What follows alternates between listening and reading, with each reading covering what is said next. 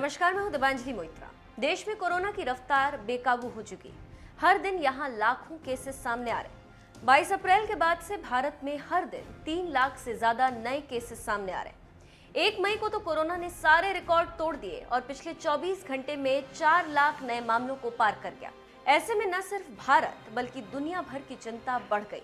भारत के हालात पर अमेरिका के top epidemiologist doctor Anthony Fauci ने अपनी राय दी। डॉक्टर फाउची अमेरिका के 7 पूर्व राष्ट्रपतियों के साथ काम कर चुके हैं और वो अब कोरोना संक्रमण की चेन को तोड़ने के लिए बाइडेन प्रशासन में चीफ मेडिकल ऑफिसर के तौर पर काम कर रहे हैं। डॉक्टर एंथनी फाउची दुनिया के जाने माने एपिडेमियोलॉजिस्ट यानी महामारी एक्सपर्ट हैं। डॉक्टर फाउची ने भारत में कोरोना चेन तोड़ने के लिए सुझाव दिया।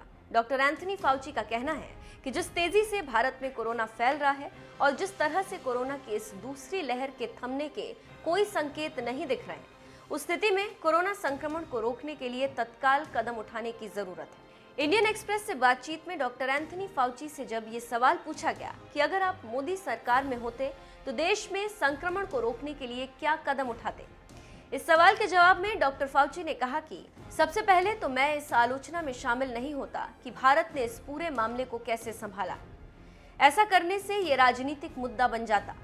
मैं ऐसा नहीं करना चाहता क्योंकि मैं हेल्थ फील्ड से जुड़ा और मैं कोई राजनेता नहीं हूँ।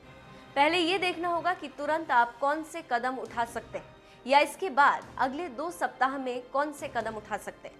लोगों को वैक्सीन लगाना एक उपाय हो सकता है, ये जरूरी भी है, लेकिन फिलहाल ये लोगों की ऑक्सीजन, अस्पताल में एडमिट होने और इलाज से जुड़े मौजूदा समस्या को कम नहीं करेगा। इसकी वजह है कि वैक्सीन का असर होने में समय लगता है। भारत में कोरोना के हालात पर आगे बात करते हुए डॉक्टर फाउची ने कहा कि फिलहाल लोगों का ख्याल रखना जरूरी। एक कमीशन या इमरजेंसी ग्रुप बनाना चाहिए जो ऑक्सीजन प्राप्त करने, अन्य मेडिकल सप्लाई, दवाइयां, उपकरणों की सप्लाई से जुड़ी प्लानिंग कर सके। इस काम में अन्य देशों के साथ विश्व स्वास्थ्य संगठन की मदद ली जा सकती। ऐसे में दूसरे देशों को भी भारत की मदद के लिए आना चाहिए क्योंकि भारत ने भी दूसरे देशों के प्रति उदारता दिखाई। हालांकि इस दौरान डॉक्टर फाउची सरकार पर तंज कसने से भी नहीं चूके।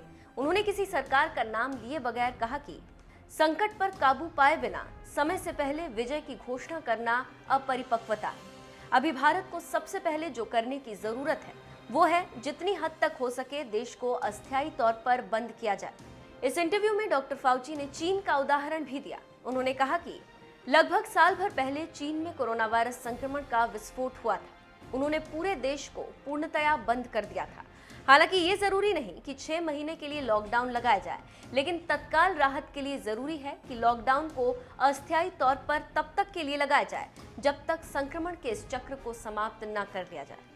डॉक्टर एंथनी फाउची के सुझाव पर आपकी क्या राय है? क्या भारत सरकार को डॉक्टर फाउची की सलाह पर अमल करना चाहिए? हमें कमेंट करके जरूर बताएं।